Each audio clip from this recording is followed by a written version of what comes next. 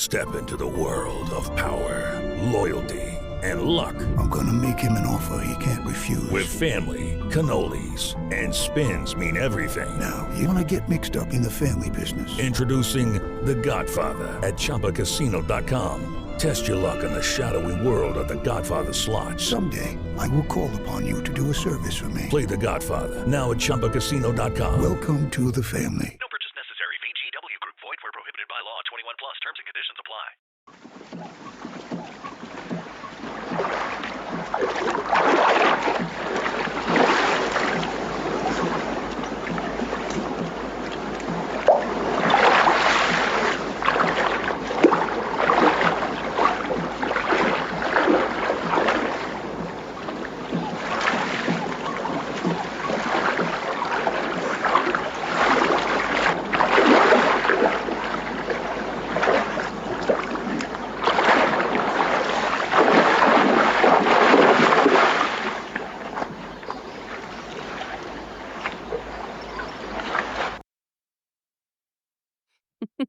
Hello, and welcome to Book versus Movie, the podcast where we read books that have been adapted into movies, and then we try to decide which we like better, the book or the movie. I am Margot P. of coloniabook.com, and this is my good friend and co-host, Margot D. of Brooklyn Fitchick.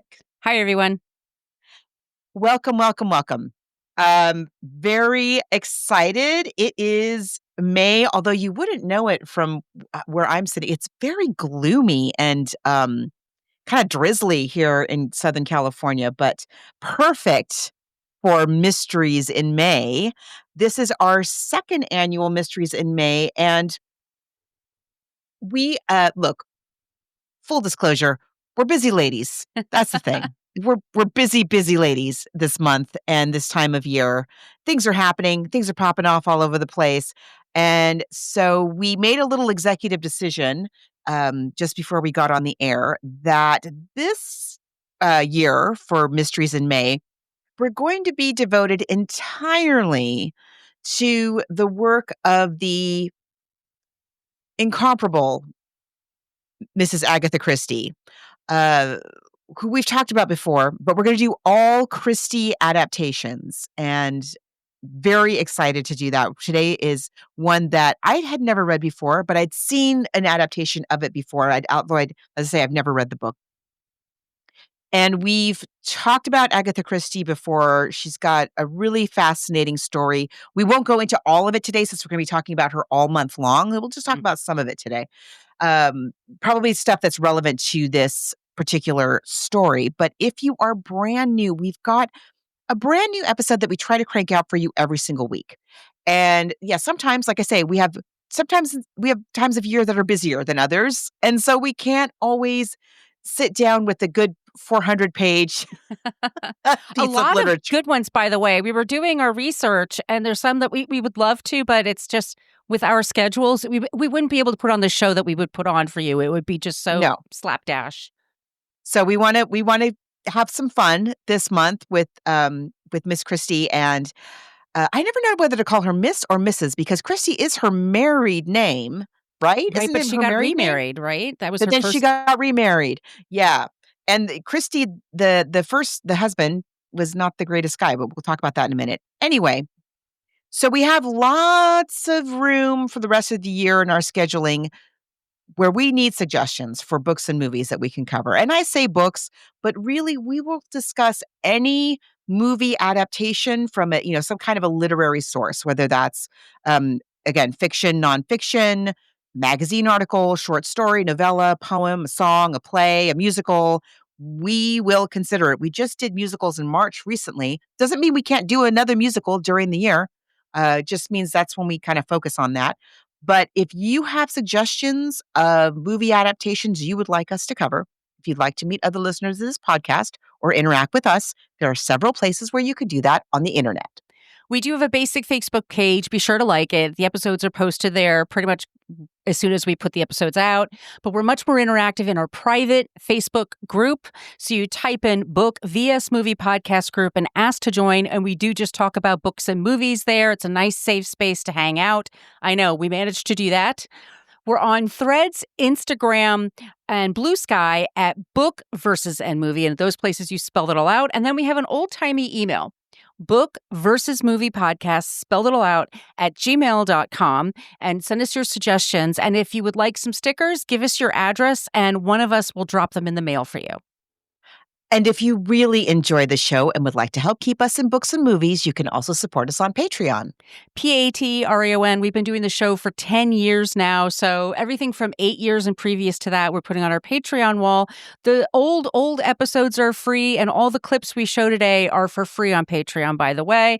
But for those of you that do sign up, you get some really cool things. Like we just put out The Postman Always Rings Twice. That's now only on Patreon. Coming up, Raise the Red Lantern, Mulan, Joy Luck Club. They are all coming up because for the AAPI month we did a couple of years ago. So thank you to everybody that helps us there. It just helps. Seriously, it's just the cost for the show of just like the books and the movies and the internet, that kind of thing. Seriously, it's just that. And, frankly, as long as you're here, we're happy. Exactly. We love that you're here. We love that you tell people about the show. It really means a lot. And we started the show. We talk about this from time to time, but the whole reason we started this show was that 10 years ago, boy, it was a different world, wasn't it? We were fitness bloggers. Remember that? We were fitness bloggers. That's how we met. And I know. And we were both lamenting that we weren't reading more. And I got to say, we fixed that problem.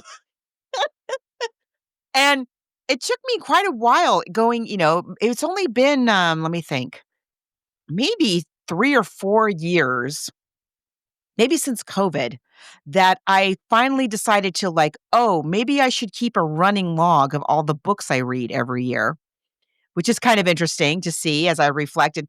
Because I don't know about you, Margot, people often, when they find out about the show or if they know about the show, I'm their go-to person for book recommendations. Yeah. Right? And people are always like, oh, what have you must read a lot. And I was like, yeah. Well, what's a great book I can read? And so whenever they ask me that and put me on the spot, I blank out. So having my running list, and I give everything a rating. And all of this is to say, one of my favorite books that I read last year was by one of my favorite historians ever, Lucy Worsley. And she wrote an absolutely terrific biography of Agatha Christie. It's called Agatha Christie, An Elusive Woman. And the audiobook is excellent. I have both the audiobook and the paperback, because it is such a fascinating life and an unlikely one for who she was. And as I said, we'll just talk about, some of the broad strokes here. This is the first one of the month, but we were not going to go into tremendous detail because we have the luxury of coming back and revisiting some details as the month rolls out. But let's hit the broad strokes of Dame Agatha Mary Clarissa Christie, a.k.a. Lady Malawan, née Miller. Okay. Okay, sorry. I'm like, my Wikipedia is not... Oh, here it is. It's on the other side of my screen. She was born September 15th, 1890 in Devon, England. She lived to be 85. She died in 1976. Notable works are Murder of the Orient Express, The Murder of Roger Ackroyd, Death on the Nile. She's written over 66 novels. Her life is just so fascinating. She's one of the first women to go surfing in Australia. She's somebody who's traveled quite a bit. She had a very problematic first marriage, and she disappeared for a while, so that was also part of her story. But she came back. She never really explained it. I'm sure Margot can tell us from her book. She did wind up, she was married to Archibald Christie, and they divorced in 1928. She married Max Mallowan in 1930. They have a child, Rosalind Hicks, and she's one of the most revered writers and most successful writers. And that's the thing that I was looking at over here. It's 14 short stories, 66 novels. She has sold more than 1 billion copies in English and translations, and second only to the Bible and Shakespeare. And this 1941 is when this book comes out, and this is a very prolific time in her life, and she is just it's just spectacular. And what did you think? I loved this story. And we should have mentioned also, she was, in addition to all of that you just rattled off, which any one of those accomplishments, who wouldn't want that?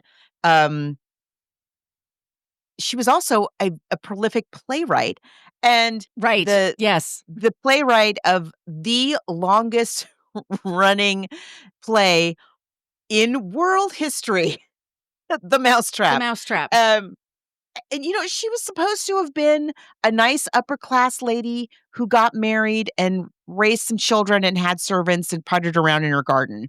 But she had an extraordinary life. Her second husband was very interested in archaeology, Mhm. and she traveled with him all over the world, and was brought all of her experiences into her work.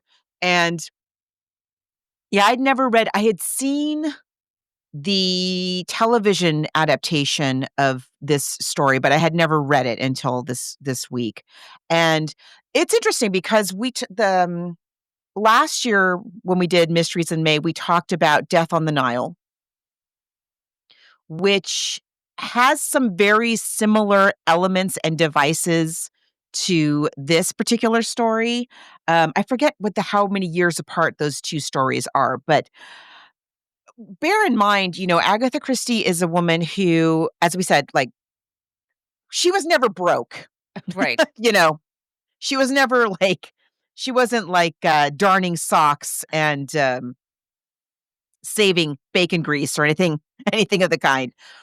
But she's somebody who grew up, upper middle class, if not downright wealthy, at the end of the 19th century, at the end of the Gilded Age. She lives through 2 world wars. She serves in the First World War, and that's where she serves as a in the pharmacists, and so that's where she kind of learns about poisons and things like that. But she sees a massive, development of technology and women's roles, and yeah, just um geography, Mhm. really what this woman experienced in what she really packed it in to one lifetime is what I'm saying. And this story, like I said, there are definitely a lot of like Christie devices at work here. I'm not mad at it. I'm enjoying it. People just love her books. And what's interesting to me about an Agatha Christie novel, and is she just cranked these out. She used to crank out a mystery every single year. And she also wrote non-mystery novels under the name of Mary Westmacott. And I recently started one of those called Absent in the Spring, which is very good. First of all, she writes in a way that just grabs you. It's not hoity-toity. She just somehow manages to plunk you right into that world. And at this point, it's definitely a nostalgia piece. She's taking advantage of the nostalgia for the Jazz Age. She's not. Yes. She wrote during the Jazz Age, but this story takes place during that time. But it's for a much more mature or developed audience. Now, uh, we have our wonderful detective. She also created some of the most popular characters in literature. Even one of these would be quite the accomplishment. Hercule Poirot and Miss Marple. Hercule Poirot, we've talked about a couple of times. We did Death on the Nile last year, as I said, and we also did Murder on the Orient Express some We time ago. also covered, few years it was a ago. Christmas one that we did too for the holidays one Oh, year. And it yes. was David Suchet, and it was very popular, one of ours. We'll talk about Well, David yeah. Suchet in a minute. So, one of the great things about her work, not just that it's accessible, not just that it's fun and interesting, it's got great dialogue, and it's fun to figure out the mystery as you're going along. You cannot help yourself as the reader to, like, looking for clues, But somehow her work, even though you know what's going to happen, even though you've read it, you could read it again. It's fun to go back and read her works again and again and again, even though it's a mystery, you would think it would be spoiled for you. You wouldn't why would you go back and read it again? Like I knew from the adaptation that I had seen some time ago, I knew how the story more or less played out. I knew who done it, but I really enjoyed this book nevertheless. My mother was a huge fan of mysteries and had a complete collection of Agatha Christie and had her very specific ones she would lend to me. She's like, you can't keep this. Of course I did. I wound up keeping them and thank God I did. But she had the same thing. Like, and my dad would say to her, like, you already know. And she had them on books on tape. She had everything. And it was like, They're so fun. They were fun. She just liked her jib. She liked the cut of her jib. She liked the way she told a story. And also you learn a lot about human nature and the things that we all grapple with. Very often the characters are wealthy. So it's also fun in that regard. It's not just it's partially the escapism, but also poking fun and showing the emptiness of that kind of existence. It is Ryan Seacrest here. There was a recent social media trend which consisted of flying on a plane with no music, no movies, no entertainment. But a better trend would be going to ChumbaCasino.com. It's like having a mini social casino in your pocket. Chumba Casino has over 100 online casino-style games, all absolutely free. It's the most fun you can have online and on a plane. So grab your free welcome bonus now at ChumbaCasino.com. Sponsored by Chumba Casino. No purchase necessary. VGW Group. Void where prohibited by law. 21 plus. Terms and conditions apply. It's not all it's cracked up to be. One thing that I think, I don't know if this is something that I have to think it was something that she kind of set as an intention, and the family, the people in charge of her estate have done a really good job of stewarding, is that whenever you see an adaptation of Agatha Christie's work, and there are countless adaptations all over the world, she's globally famous. They always, whenever they adapt the original work, they always change certain elements. So even if you've read the book and you know it backwards and forwards, when you're watching the adaptation, there's going to be new fun things, changing characters around or doing composites. Combining characters, yes. Yeah, combining characters a lot.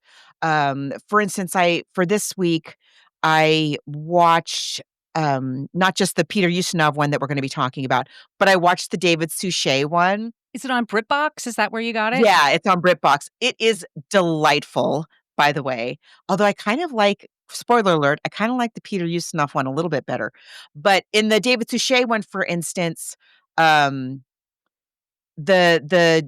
child character is a girl in the book and a boy in the David Suchet version, and you see stuff like this all the time. And how the different premises for why people are in the location, they play around with that. So let's talk about Evil Under the Sun. First of all, it's a very intriguing title. Yes. Right? You can imagine seeing it you're going to snatch that Agatha Christie novel up off the bookseller's shelf. You sure are, with a title like Evil Under the Sun. It comes out in June of 1941, which is, considering what's going to be happening in the world, it's kind of wild. I mean, our Hercule Poirot is on vacation, and he's in Devon. He's in the English, seaside, and he's at a hotel, and he notices that it's a secluded hotel, and there's some very exciting characters that are staying at this hotel, and he's chatting up people.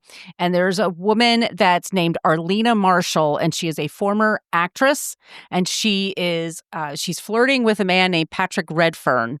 And even though they're both married to other people, mm-hmm. but so there's a woman that runs the hotel. There's a father and daughter, and and then Arlene is with them. She's married to him. And she has a 16-year-old stepdaughter. Stepdaughter. Yes. So that's not her daughter, it's her stepdaughter. This is like his second marriage. He lost his wife a couple of years before. Then we have Patrick and his wife. And his wife is somebody who comes across as very mousy, and he comes across as very dashing. He's Irish and very bold in his actions. And then we have, what are the names? I'm sorry, of the other people. We have a couple of, and these are not in the, Here we go. again, Sorry. when we get to the film, there's some changes. Yeah. But in the novel, there's an American couple, the Gardeners, Carrie and Odell. And in the book, they're just tourists. And Carrie is a busybody who talks and talks and talks and talks and talks. The whole thing throughout the novel, whenever the gardeners show up, is Carrie goes blobbity blobbity blobbity blobbity blobbity blobbity blah. I was just saying blobbity blobbity blah blah blah blah blah blah blah blah. Isn't that right, Odell, her husband? And he says, "Yes, darling." And then she goes, and he says, "Yes, darling." It's very, very funny. They are very much the comic relief of the story. We have a character who had shown up, I think, in a previous Poirot story, named Rosamund Darnley. Right. She's dressmaker. And She's a dressmaker. Right. And Kenneth Marshall, like they had a fling a while ago. They were sweethearts. Yes. And they're in the Ute. Yes. Yeah, there's Emily Brewster. She's a spinster that rose daily. We have also some police chief. There are more police people in this story than there are in the movie. There are quite a lot. Yeah, there's quite a few of them. And then so those are I think those are like mostly, we have the Mrs. Castle. Owns the hotel. Yes. And there is a reverend. There's a reverend who we're not sure. Is he recovering from a nervous breakdown? There's something not quite right with the reverend. But it's a lot of people. We have a lot of stuff going on. It's a lot of characters. It's a lot to keep track of. Yeah. And so, like in a lot of Christie works, there's a lot of romance and secrets and clues being dropped all over the place and maids overhearing things, So Poirot, just like in Death on the Nile, Poirot, like he always, he's like, "Oh, I'm just here on vacation," which he's never just there on vacation. Spoiler alert! Like he's never, ever, ever. He's there to meet up with He's there to meet up with I can't remember if it's Colonel Weston or Inspector Colgate, but he's there to meet up with a law enforcement officer who is seeking his advice on a stolen jewel, I think it was. And they kind of settle that matter pretty early in the book. And then we kind of don't think about it again. There's also, so Arlena is the center of everything. Arlena, this recently retired movie star. She's very famous. She's very glamorous.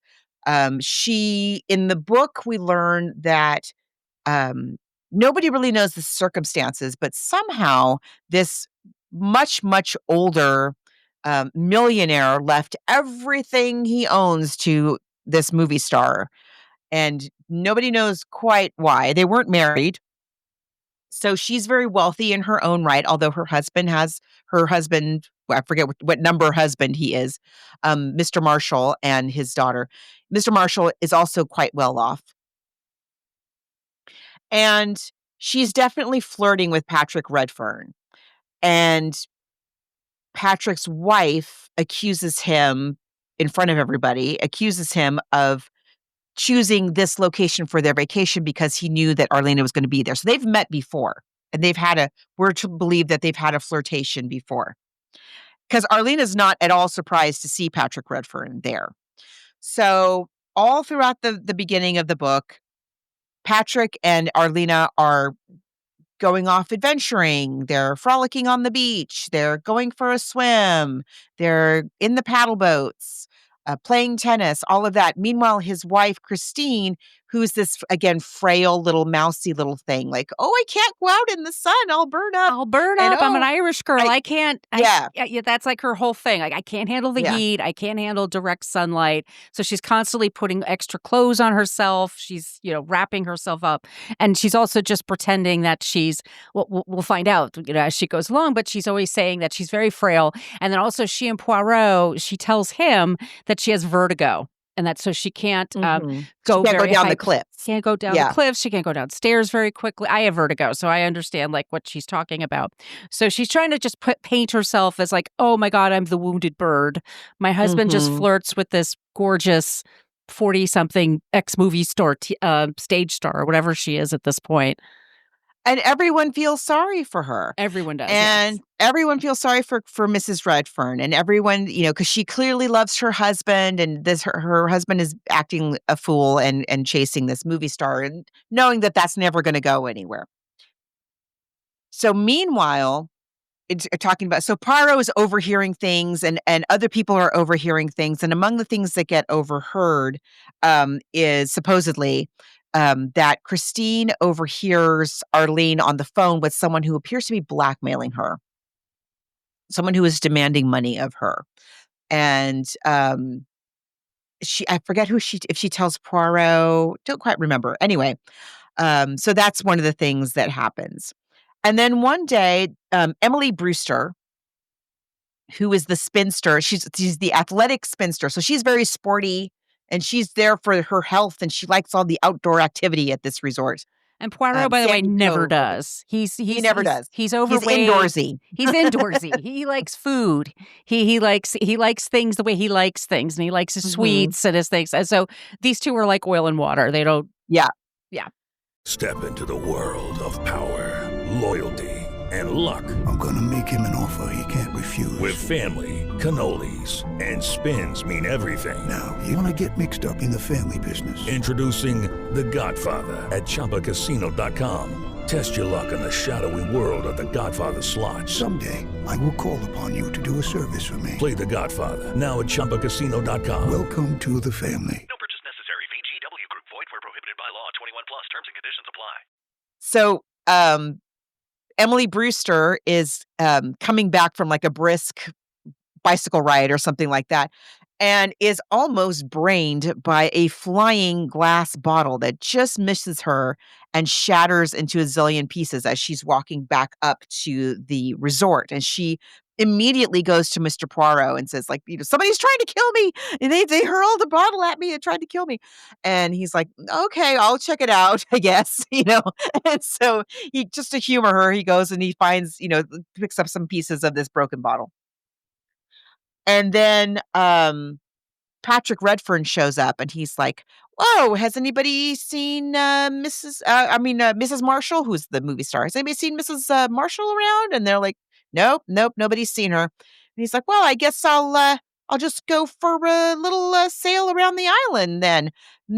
Miss Brewster, again, the spinster, Miss Brewster, you want to come with me? And she's like, yeah, okay.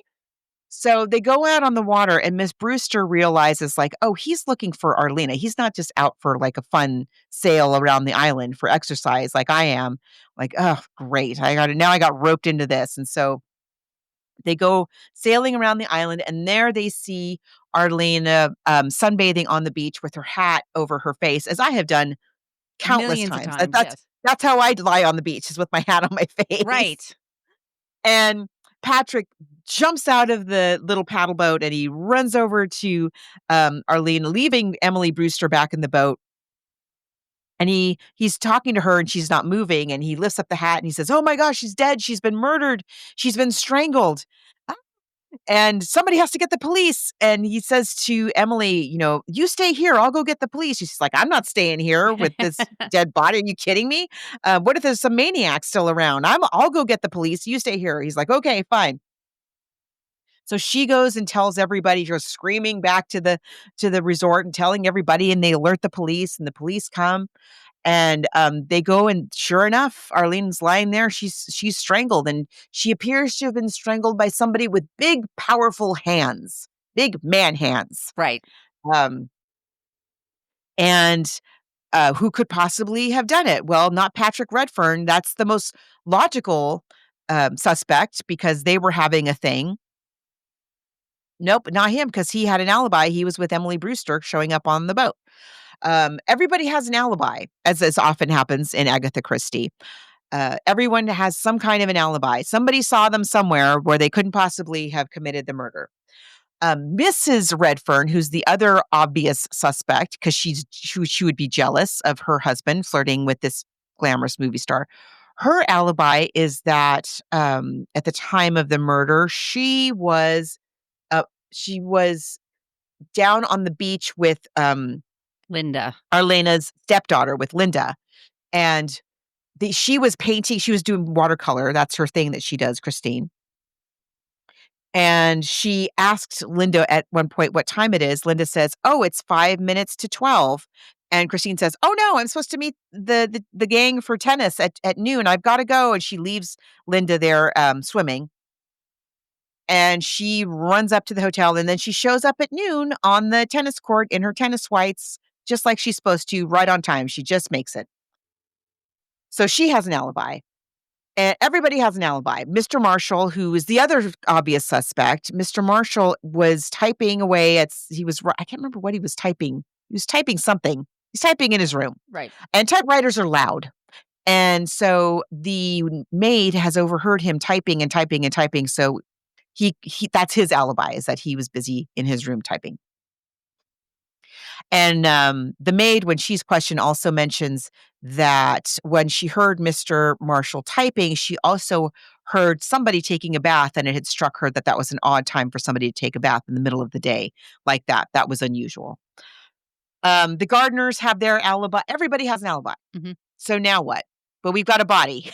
Right. So Poirot and the police go and inspect the beach because there's footprints in the sand, and they follow the footprints around. It appears that Arlena was strangled inside a nearby cave. And they look around the cave, and Poirot can smell her perfume in there, so she definitely was in there. And he sees footprints, and he follows the footprints in the cave, and they stumble upon a box of heroin. There's a whole heroin subplot that's in the There's book. a whole heroin that's not- subplot that's not, yeah, which that's not I in don't this think movie. they needed, but myself. But Oh, it's fine. Yeah, Yeah. it's a lot, and it's partly to confuse the reader, right? Against like because you're like, oh, okay, heroin, and the police are like, well, that's it. Either she was on heroin or she stumbled upon whoever was hiding heroin here. Like obviously this is the heroin hidey hole, and either she came in to get some or she found somebody with theirs, and they had to take her out.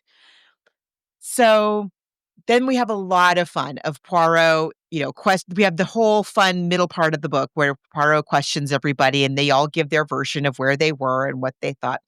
Linda, the stepdaughter, who hated Arlene also, and everybody hates her. Like certainly all the women hate her. yeah, Everybody but Patrick, and her husband even isn't that crazy about her because she's so terrible to him. And Linda really hates the way that Arlene has treated her father and just doesn't like her. And we learn that Linda, who's kind of not the sharpest knife in the drawer, let's say, not the brightest. she's a little mousy. She's a little mousy. Insecure, let's say. Yeah. Yeah. I mean, she lost her mom. Her dad marries this jerk off who just treats her Kind of really soon. badly. Yeah. Yeah. Didn't And- waste any time. And they kind of also put it in there because she's in her adolescence and she's really upset. They kind of make it like, well, she could have just gone psycho because she's an adolescent, you see? And that could have She's done a it. teenage girl. Right. We learn also, though, that she had gone to the mainland and gone to the library and checked out some books about, was it voodoo? Something like that. So she's dabbling in the dark arts. She was looking for And- spells. Yeah. And she has convinced herself, because she's a teenage girl, she's convinced herself that somehow her dabbling in the dark arts has led to Arlena's demise, even though she herself never laid a hand on the woman and was just reading some books. Come on. Word So- only possible, Linda. Yeah. No, Poirot is not buying that for a moment, and he reassures Linda. Poirot has a soft spot for young people, which I always really love in his books. He really has just a big softie when it comes to kids. And so he really reassures Linda, like, that's cute, but no, there's no way that you possibly could have done this crime. First of all, your hands are tiny. Secondly, like, that's not what she died from. And so he's very, very sweet with her, and that's always fun. And then, of course, he questions the Americans. That's hilarious. She talks and talks, doesn't let him say anything but yes, darling. And eventually, when Poirot at some point asks to him, he says like it's too he says it's too, like, as you English say, slick, this crime. Like, it's too slick. I think whoever did this is not like a clumsy crime of passion. Right. Somebody really, really, really planned this. And maybe they did it before. So I'm going to look at other cases like this, other strangling cases or that are maybe unsolved. And just, to help me kind of think about it, he says. And so he orders some other case files so he can study them, and as he's trying to mull this all over. And so we're going to spoil everything, by the way. Yes, if you've by the never way, read yeah. it. So he comes to the conclusion, and this one's a little clumsy, I feel like, compared to some of the other Christies, but it's, like I say, I'm not mad at it. It's fine. He comes to the conclusion that this crime, where you have a woman who is strangled, you have her husband/lover who has an alibi, and the discovery of the body, like, there's some similarities between this case and a case from some years before, the case of a woman named Alice Corrigan. Now, in the case of Alice Corrigan, she was found strangled in the woods by a teacher, like a PE teacher, who happened to be bicycling by, discovered the body, goes screaming into the village. The police come, and the obvious suspect, of course, is Alice Corrigan's, I think it's her fiance. But the fiance is on a train at the time of the death. So he's exonerated, and also he gets all of her money. She's like, somehow, I remember if she have a life insurance policy or what, but somehow out of the whole thing, the fiance ends up with all of the money. And nobody is ever caught or convicted for the strangulation of Alice Corrigan. So, while he's looking through the case file, in the book, the way that he solves it is he's looking through the case file and he sees a photo. Step into the world of power, loyalty, and luck. I'm gonna make him an offer he can't refuse. With family, cannolis, and spins mean everything. Now, you wanna get mixed up in the family business. Introducing The Godfather at ChumbaCasino.com. Test your luck in the shadowy world of The Godfather slot. Someday, I will call upon you to do a service for me. Play The Godfather now at ChumbaCasino.com. Welcome to the family. No purchase necessary. VGW Group. Void where prohibited by law. 21 plus. Terms and conditions apply. Of the fiance and a photo of the teacher who discovered the body of Alice Corrigan and realizes that they are, in fact, Patrick and Christine Redfern. Or so-called Patrick and Christine Redfern. So Christine is not a frail, little twiggy, about to faint at any moment. She is quite an athletic, with a great deal of stamina, PE teacher. So perfectly capable of racing herself all over the island. Certainly not afraid of heights. That was a ruse. And Patrick, we learn that he has somehow, because he has an existing relationship with Arlene, he somehow has swindled Arlene out of that fortune that she got from the much older millionaire. And that kind of blackmail sounding phone call was basically, I don't remember if it was her financial advisor. It wasn't a blackmail thing. It was somebody calling to be like, "What happened to all your money? Where's your money?" And it turned out she'd been swindled out of it. So I can't remember if like she was about to find out that Patrick had swindled her out of all her money, or her husband was about to find out. Right. And so to hide the fact that the money was gone, they plot to kill Arlene. And so here's how they did it. Christine, whose alibi is that she was swimming with Linda. So, and Linda is, as we've learned, a teenage girl, unreliable, flighty, and emotional. And while Linda, the teenager, is occupied, like getting out of her, her clothes and her swimming costume and whatever, Christine turns her wristwatch ahead 20 minutes, I think it was. So when she asks Linda what time it is to establish her alibi, and Linda says, "Oh, it's 5 minutes to 12." It's not 5 minutes to 12. It's 25 minutes to 12. And then Linda goes into the water. Christine doesn't join her because she's too frail. She can't be out in the sun like that. So, Right. So when Linda goes out, Christine turns the watch back to the correct time, races up the cliff because she's a gazelle, she's very strong and athletic and fast, races up to her room and covers her whole body from the neck down with makeup, with body makeup, to make it appear as though she is suntanned. And oh no, maybe she does that before she goes to the beach. Anyway, so she covers herself with makeup. She's covered with suntan makeup, everything but her hands and her face. And oh, that's right, everything but her hands and her face. But then when she runs up after she leaves Linda, she runs up because she's got her body covered up, everything but her hands and her face, as I said. And she races up to the room and finishes off doing the makeup on her hands.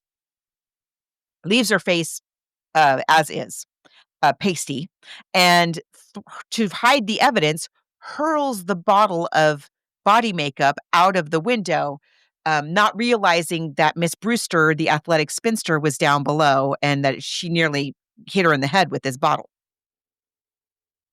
And Poirot, Poirot, I think when he was inspecting the bottle, he found like the label of the makeup, or found like the bottle contained some kind of brown liquid. So she makes up her body, everything but her face, and races down to the beach where Arlena is. Arlena, seeing Christine coming down to the beach, is like, "Oh, this bee." And so she goes to hide from her in the cave. And Christine is calling her to intimidate her and to get her to hide because she wants her to hide in the cave. And I can't remember if she knocks her unconscious. I think she knocks With the rock. Yeah. She Arlena knocks with a rock. She knocks her unconscious, and then she takes off her overclothes, and she's wearing a bathing suit, and she's got body makeup on to look tan. She grabs Arlena's hat, or she has a duplicate hat, and lies on the beach with a hat on her face and the makeup. And she's a very athletic, well-built lady. She's been hiding her figure under the clothes the whole time. So nobody realizes, like, she's very well built, just like Arlena. And from a distance, same bathing suit, same hat, tan body, could be anybody. So when Patrick runs out of the boat, when he picks up the hat, it's Christine under there. He's hiding her made up face, and he's lying when he says, "Oh, she's dead." Da, da, da, da.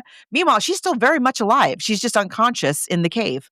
And he sends Miss Brewster, the athletic spinster, off in the boat for help. And then he proceeds to go in the cave and strangle the Strangles her. life out of Arlene, strangles her, and they swapsy places. Christine gets her clothes back on. She races back because she can run and she's fast. She races back to her room, takes a bath in the middle of the day to wash off all of the body makeup. That was the unusual bath.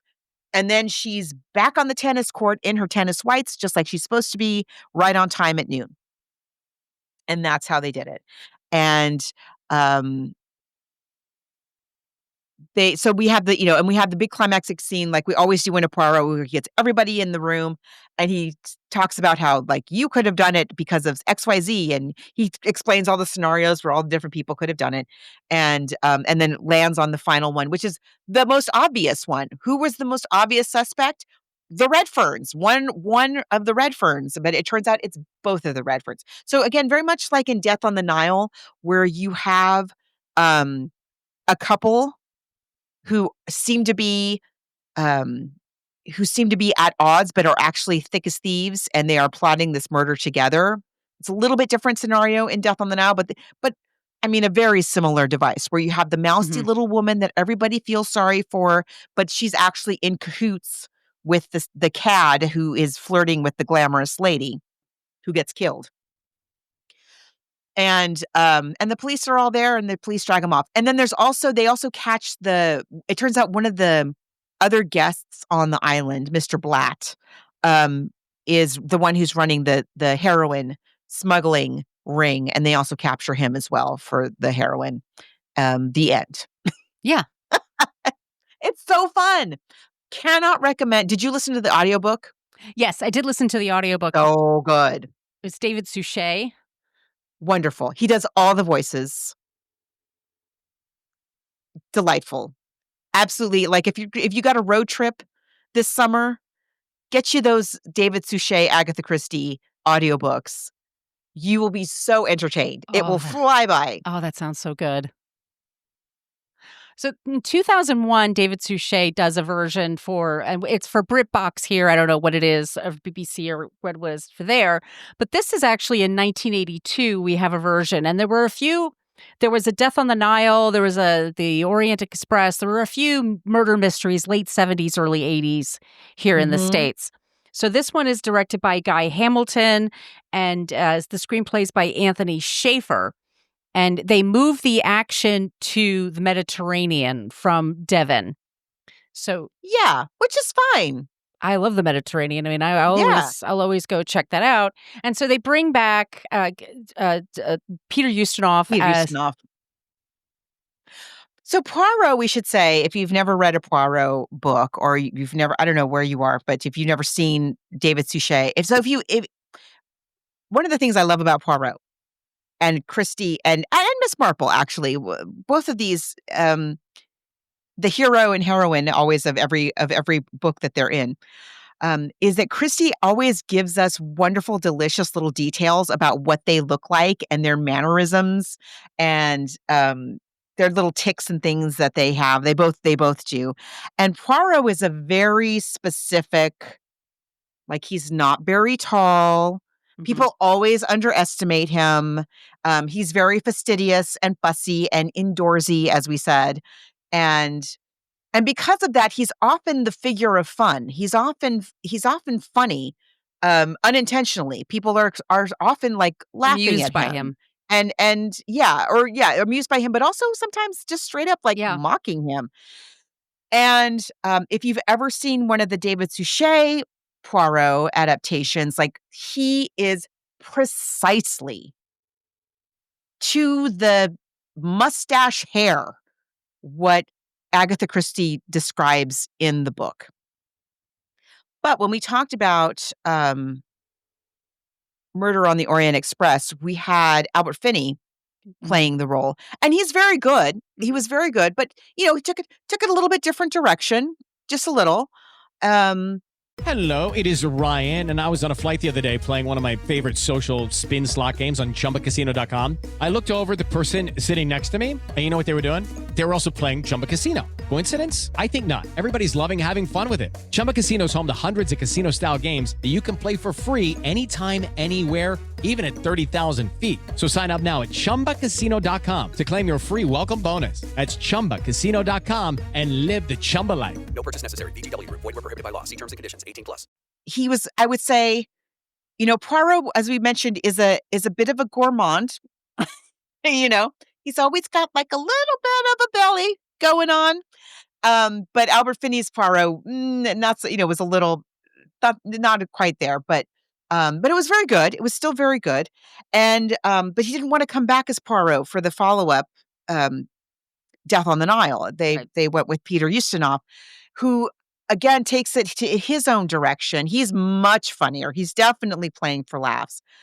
But I just love him. He's not the textbook Poirot. He's bigger. You know, for one thing, he's too big. He's got too much hair. But you know, he's not like a fastidious little penguin. He's a much bigger, you know, he flirts a bit more with people. Yes. And I just love it. I could watch it all day long. I think he's absolutely delightful as this character. And he really just makes the most of the whole wardrobe. I just love his wardrobe. In this one in particular, because of course in Death on the Nile, they're on this boat the whole time pretty much. But in this one, we see him outdoors, you know, his various he designs the swim costume that we show at the top of the segment. I mean, that's so his idea, lovely. all of it. And it's hilarious. Like he just jogs a bit about in the water and then runs back out. And he's like, oh yeah, I went swimming. He's supposed to lose some weight. And that's one of the reasons why he's supposed to go there. And that's why he's supposed to be swimming. But he's like, what am I doing? No. Yeah. Or those pantaloon things he was wearing at one point. I mean, it's just delightful. He always has that little twinkle in his eye. And underneath it all is a mastermind who is figuring it out and putting all of the pieces together. So in this let's play the trailer. Let's play the trailer. Let's play the trailer. Warning, it's a little long. And again, if you're watching this on YouTube, we don't know if they're going to let you see it or not here, but it's easy to find. Here we go. Bon appétit, Monsieur Poirot. Merci, Hyacinthe. Oh, I do not think that formal introductions are necessary. Poirot. Hercule Poirot. There are those who have called me the greatest detective of all time, a description with which I find it difficult to quarrel. But even a great detective must at times recharge the little gray cells. And I recently took my vacation on an Adriatic island so remote as to be unknown even to the guide Michelin.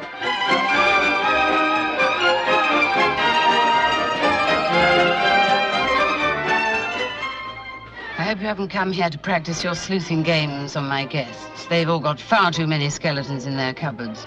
Alina is my wife. That's all there is to it. Till death do you part? Even in those days, she could always throw her legs up in the air higher than any of us. And wider.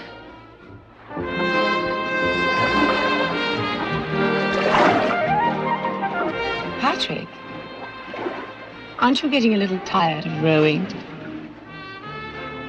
I'm so sorry. We late? Patrick insisted upon rowing me right around the island. It's much bigger than I thought. Poor darling, he's absolutely exhausted. Not in the least surprised.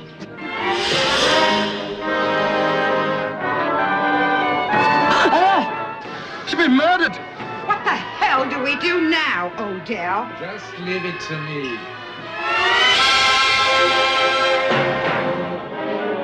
Do you know what I'm most sick of in this place? What, madame? Pity. I can't bear to be pitied. Oh, my. I'm the last to arrive. I'm sorry, Sir Horace, but it's my duty to put it to you that you were furious. You lost your temper. You strangled her. That is poppycock! That is poppycock! I wish you to consider very carefully a bathing cap, a bath, a bottle, a wristwatch, the diamond, the noonday gun, the breath of the sea, and the height of the cliff. You just wait. Stay right. Linda, You tell her to tell him the truth. but with Hercule Poirot, mysteries never last very long. You are skeptical.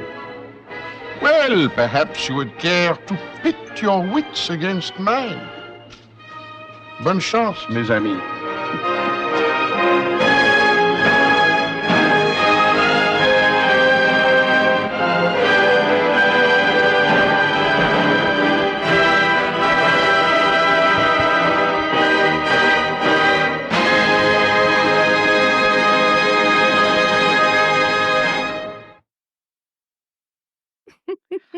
Okay, I love that over the course of this 3-minute trailer, he has devoured that entire giant dessert, like, enough to serve 6 people. How fun is that? I mean, so in this version, they're leaning into more of her celebrity and her stardom. Yes. So Yeah. we'll go into the characters here. So we have Peter Ustinov, obviously, as Urkel. Colin Blakely as Sir Horace Blatt. He's the person that hires him to look up stuff. Okay. Jane Birkin is Christine Redfern. I mean, and if you heard of the Birkin bag, it's based on Jane Birkin. We talked about her. We talked about Blowout when we talked about Death on the Nile. Death on the Nile. Mm-hmm. She is, and then her husband is played by Nicholas Clay, who unfortunately passed away very young to cancer. Maggie Smith as Daphne Castle, who runs the joint. Roddy McDowell is a character they brought in. So they took away the sporty gym teacher and they bring in Rex Brewster. So Roddy instead McDowell. of Emily Brewster, the spinster, this athletic spinster, we have Rex Brewster, who is sort of like he's sort of a gossip columny kind of a guy, and he's working on a tell-all biography of our movie star Arlena. And he already got the advance for it. And so he already wrote it and printed it. And he just needs her to sign off on it. And she's like, nah, I don't want to sign off on it. And he's like, I've already spent the advance. Like, you can't do this to me. Sylvia Miles is Myra Gardner. I just love her. She's wonderful. She's amazing. And James Mason is her husband, Odell Gardner. Is James Mason supposed to be American in this, or is he? I'm confused. I'm a little confused. Or is he like a British guy who's lived in the United States for a long time? It's not James that important, Mason but I wasn't always sure. sounds like James Mason to me. So Yeah. I don't. But he's great. Oh yeah, Dennis Quilley as Kenneth Marshall. Diana Rigg is Arlena, who is just so beautiful and so spectacular. Emily Hone as Linda Marshall, and then Richard. She's really good. Yeah. And then Richard Vernon as Fluid of the London Trojan Telegraph Insurance Company. Yes. So it opens with, a female hiker is found dead. And it's a couple that found them, or two different people found her, and Urkel's there for another reason. But they ask him, "What do you think about that? What's going on here?" And I think he says that she looks like she's been strangled. And they're also talking about a jewel that possibly that somebody wants to insure for a certain amount of money, and he's like, "Nope, that's a knockoff. That's not it." And then he goes on his vacation. And he goes to the hotel.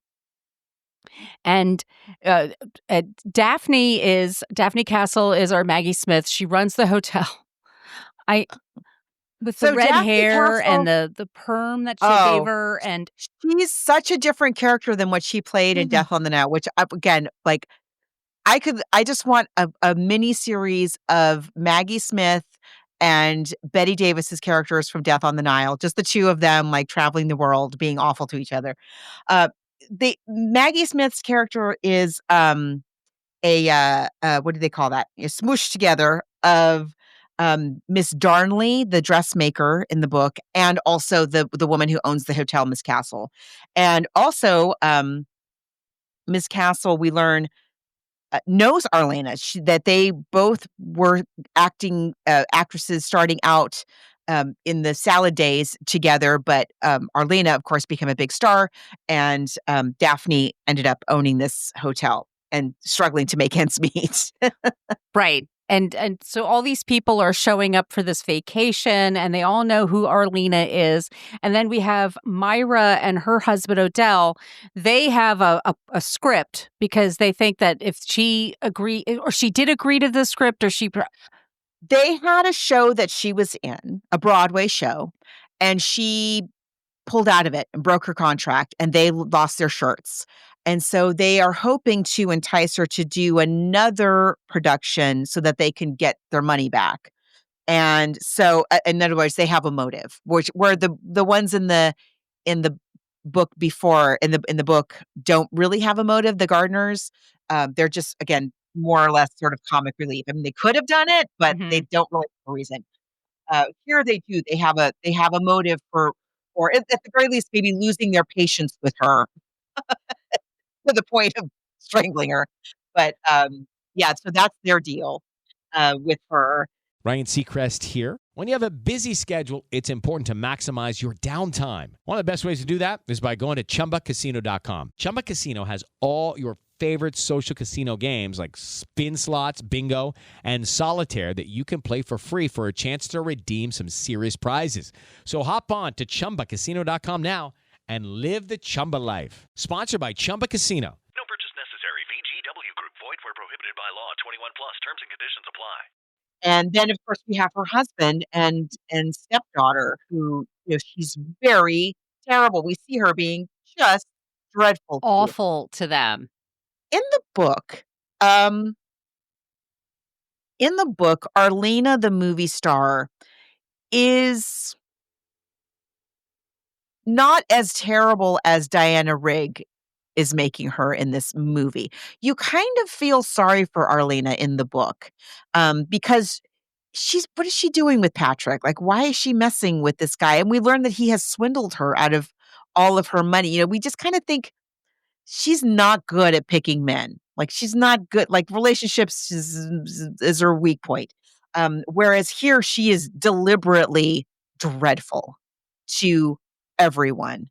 And she's very much taking advantage of her position of being famous and being beautiful and glamorous. And she, when they're all down at dinner, she shows up last, looking just dressed way more than everybody else. Like, oh, sorry, I'm late, because she has to make an entrance everywhere she goes.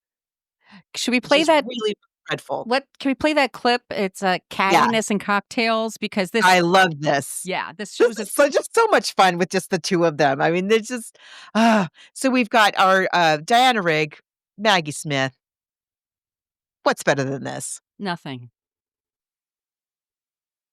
You enjoying it? I would have one, but this was delicious if I could. Oh, I can get you. Thank you. How about a cocktail, Monsieur Poirot? Yeah. White lady, a sidecar, main brace, or between the sheets? No, if I could have a crème de cassis or a sirop de banane. Do you have banana syrup? Certainly. Oh, my. I'm the last to arrive. Have a sausage, dear. You must be famished having to wait all that time in your room. Have you met the Redferns? Christine and Patrick? Arlena, my darling. favorite leading lady. Why, if it isn't Odell and Myra? What on earth are you two doing here? It's wonderful to see you, Arlena. We have a fabulous show for you. Oh, it's a real humdinger, honey. And Odell insisted that we both come over here together to see you personally. Well, it's very sweet of you, but I'm sort of retired, This is my new audience. Have you met my husband? How do you do? How to do? We'll change your mind. You won't be able to resist this one. Keela's mad to do it, but we're holding her off until you have a chance to look at it. And Can, he's done some of the best music you've ever heard. Arlena, darling, it's simply sensational to see you again. Hello, Rex. Now, how do you do? I'm Kenneth Margos. Excuse me, I must talk to you, Arlene, darling. Not now, Rexy Poo. Thank you. Cheers.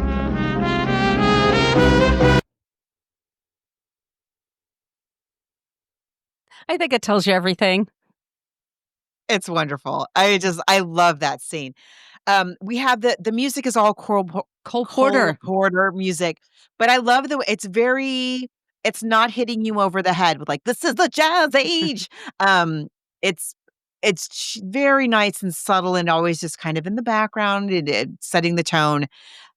The costumes are spectacular. I love the gardeners' various costumes that they have. And, Myra's so like gauche, very loud American. And that was supposed to be Carol Channing.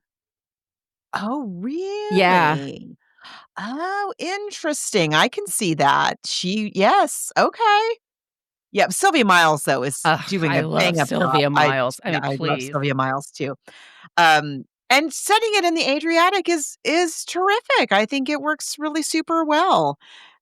no reason not to. Again, it's a very Christie thing to have everybody isolated on a train, on a boat, this time on an island, and having the device, which is not in the book, I don't think, of the gun Right. going off at precisely Yeah. noon So every single time. Linda has to wear her swim cap. When she wears her swim cap in the water, she can't hear. So there's a gun that goes off at noon every day. Or it's a cannon that goes off every day at noon. And so that's where we keep our time for that. But yeah.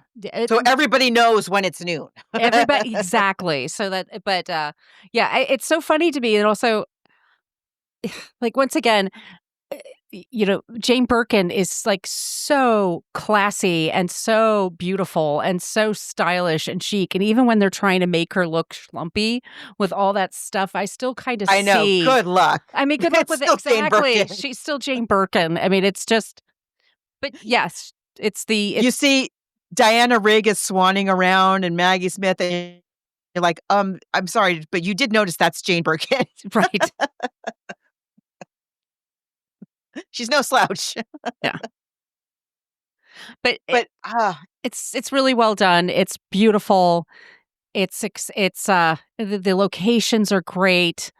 The only thing I would discover, I mean, I think, did she switch her bathing suit with it seems that's like icky. it. That seems. I agree. I was like, how much money are they getting for this murder? She's not swapping her swimsuit Outfit with a corpse in the book. And in fact, not even the hat. In the book, it's a duplicate hat. It's a hat that they just is just kind of around, that they have for people.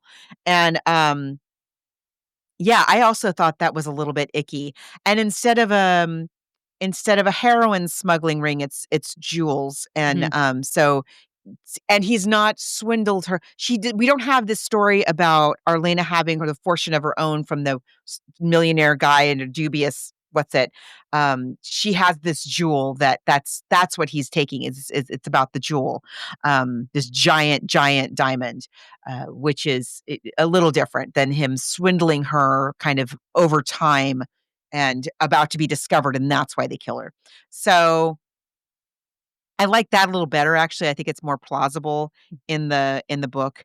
But how could you not enjoy Diana Rigg and Roddy McDowall? And I love having it be. I love Roddy McDowall, and I like the choice. Again, the choices are a little bit different in the book than in the film. Like Brewster also does, like the gardeners in the book. She doesn't really have a motive. She's there. She's another guest that's there to kind of help us understand what goes on at this kind of health spa where they are. And the gardeners have no motive. So I like that in the movie, our Brewster character has a motive. The gardeners have a motive. Mm-hmm. Everybody has a motive, and that makes it very fun and moves it along. And I really like the girl. Linda is Linda. Much better in the film story than she is in the original novel. She has a lot more agency. Mm-hmm. She's smart. She's a smart kid. Yeah, I think she's a good choice. I really like the way that they wrote her. I even like her. I want to say that character over the version in the David Suchet one. I didn't see that one. In that one, they make it a boy. His name is Lionel, not Linda. And he's very good, but I think the way that they wrote Linda in this version, I like the most. I think out of all the versions, I think hers is, and she's very good, and I like her. I just really believe her. I really believe her take on the relationship between Arlena and her father. I really believe she feels like when Christine invites her to the beach, she's going to go swimming. Christine's going to be watercoloring, and she's excited that somebody took a notice of her and included her and invited her to do something fun, that she wants to do. So I really like the way that character was written. And yeah, it's not necessary to have it be. There's more characters in the book than in this film. In the book, there's a maid who hears the bath being drawn. I like the device of we have the gardeners who now again have a motive. And Mr. Gardner mentions that at one point he goes to turn on the tap and there's no water. Why is somebody taking a bath in the middle of the day? Or why isn't the water running? Where's the staff? And we learned that, that's because Christine is washing off the makeup. But I think the choices are really, for the most part, I think they're really good. And it's a very entertaining movie. Like of course you want to go see this in the summertime. It's a perfect summer movie. And Peter Ustinov. Yeah. What else? I mean, what else? It's perfect. It's great. It's great. It's really, really fun and highly recommend. And I really enjoyed watching this version and the Suchet version back to back. It's totally different premises, different locations because in the Suchet one, they are still in Britain. Oh, okay. Step into the world of power, loyalty, and luck. I'm gonna make him an offer he can't refuse. With family, cannolis, and spins mean everything. Now, you wanna get mixed up in the family business. Introducing The Godfather at ChumbaCasino.com. Test your luck in the shadowy world of The Godfather slot. Someday, I will call upon you to do a service for me. Play The Godfather now at ChumbaCasino.com. Welcome to the family. No purchase necessary. VGW Group. Void where prohibited by law. 21 plus. Terms and conditions apply. And then the Suchet one, he's been sent to this resort by his doctor to lose weight. He's been diagnosed with obesity. I know. He thinks his suits are shrinking. There's also a great scene in the that is funny. At Ustinov in the other version, the 82 version, where at the very end Jane Birkin comes out and she's real Jane Birkin. Like they put and she's just so glamorous and then it's really pretty. They're also so pretty. The costumes, especially like for her character, it's very it's Jane Birkin. How do you hide? I mean, it's like Nicole Kidman, right? Looking mousy, and I mean, okay, but they do. I mean, considering, they do a pretty good job. Yeah, it's I buy it. I think everyone is doing a good job.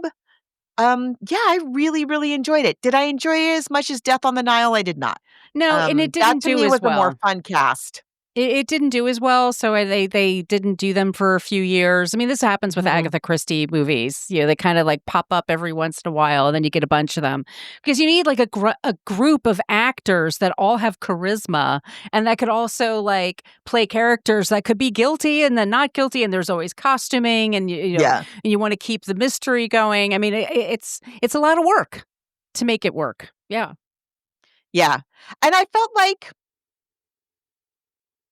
I don't know, I felt like they didn't spend as much on this as they did on the Nile. Maybe. Because the Nile looks expensive.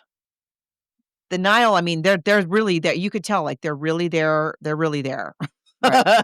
And anyway, but I still really enjoyed it. And I enjoy, and again, the book is not like her greatest, most groundbreaking Poirot mystery, but it's still a lot of fun, a great deal of fun. And yeah, but book or movie, which do you think you like better? I have to say the movie because I liked seeing it all brought to life. I mean, I think so too, because again, it's not her most groundbreaking book. She's using devices that we've seen before. Right. So what makes it, and although again, it's still very good, it's still super good. But you're right. I think the film takes it into some fun directions, and it's a good one to use for a Peter Ustinov Poirot. I can't stress enough. Not my favorite. Kenneth Branagh's Poirot in this story. I don't see it. Albert Finney, I don't really see it. And the David Suchet one really works very well, but they've done some things to make it work really well that aren't necessarily in the book either. So yeah, I am also going to give it to the film. I think a lot of the production is really smart. I like the locations, the music, the costumes, the lighting is really good. Diana Rigg is just Diana Rigg for me is like that sends it over the edge. I think she's just. I like that choice to make her just heartless. Yes. Which she's not completely heartless in the book. She's just dumb. She's just making bad choices. She's flattered that this young man is after her, and she's just, she's playing it up for the attention, as opposed to just dangling, playing with him because she can, which is what Diana Rigg's Arlena is doing. But it's fun to see in a movie. Yes, it is. I like it. So that's our Evil Under the Sun. Which one are we going to do next? You told us. You were telling me off the air. Is it Death on the Nile, or was it? Oh, I was going to say, let's do Death on the Nile. We'll do the Kenneth Branagh one because it's a recent one. I think the most recent one is the Venice one, right? Mm-hmm. But Death on the Nile is the second one, I think, of his Poirot. I've never seen it. And I love Death on the Nile. I love that book. I loved the movie that we saw last year. And we just recently discussed it. So all of us who've been following around, if you've been following along with us, then you also have seen it or read it recently as well. And so, yeah, let's do Death on the Nile, but the newest one. Excellent. So please send us your suggestions for books and movies to cover. All those places I mentioned at the top of the show. Our email, once again, is bookversusmoviepodcast, spelled it all out, at gmail.com. If you'd like some stickers, send us your address. We'll drop them in the mail for you. And Margot, where can they find you?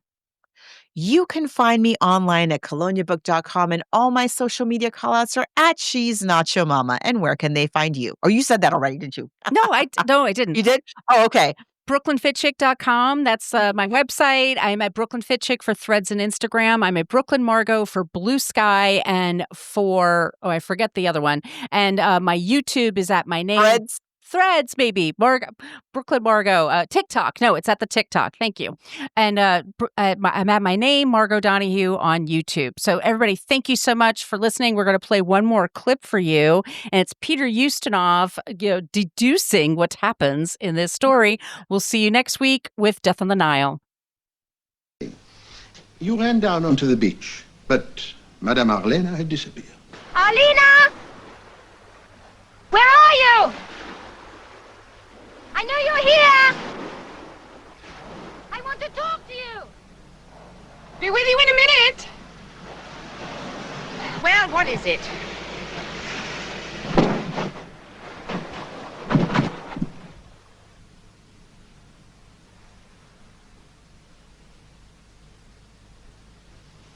Look here, Poirot, haven't we all heard just about enough of this blarney? Arlena was not murdered with a blunt instrument. She was strangled. And if you would care to bend those beady Belgian eyes of yours on Christine's hands, you'll see that they're too small to have strangled anyone. Yes, I quite agree. In fact, that was a major stumbling block to my theory. That sounds right. This knocks your theory out of court, Monsieur Poirot. Oh, Del, please. You weren't even there. And I was. Remember, I saw her lying there strangled. Christine couldn't have done it. Oh, I'm absolutely of your opinion, madame. In fact, she did not do it. The murder was committed by her husband, Patrick Redfern. Oh, now you really are talking out of the top of your hat. Oh, for God's sakes. Patrick couldn't have done it any more than his wife. Don't forget I was with him the whole time, between 11:30 and 12, when we came into the bay and saw her lying there. That is the whole point, madame. One moderately well-made young woman is very much like another. 2 brown arms, 2 brown legs, and a little piece of bathing suit in between.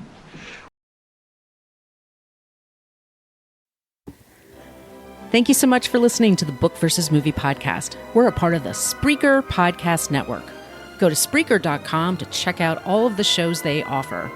We ask that you make sure to subscribe to our podcast, Book vs. Movie, in your podcast app, so that way you'll never miss an episode. If you want to interact with the Margos, the best place to do that is in our private Facebook group. Go to Facebook and type in Book vs. Movie Podcast Group and ask to join. On social media, you can find us on Instagram and Threads. You spell out Book versus and Movie. Our email is bookversusmoviepodcast, spelled it all out, at gmail.com. This is Margot D, and you can find me at my blog, brooklynfitchick.com, and I'm at Brooklyn Fit Chick for Threads and Instagram. And on TikTok, I'm at Brooklyn Margot. I'm also at Brooklyn Margot for Blue Sky. Margot P. You can find her on all social media at She's Nacho Mama. We really appreciate the listen, and if you have ideas for us, we not only cover books, but also short stories, magazine articles, plays, songs, poems. Be creative. If it's been adapted into a movie, we may just cover. Hello, it is Ryan, and I was on a flight the other day playing one of my favorite social spin slot games on ChumbaCasino.com. I looked over at the person sitting next to me, and you know what they were doing? They were also playing Chumba Casino. Coincidence? I think not. Everybody's loving having fun with it. Chumba Casino is home to hundreds of casino-style games that you can play for free anytime, anywhere, even at 30,000 feet. So sign up now at ChumbaCasino.com to claim your free welcome bonus. That's ChumbaCasino.com and live the Chumba life. No purchase necessary. VGW Group. Void where prohibited by law. See terms and conditions. 18+.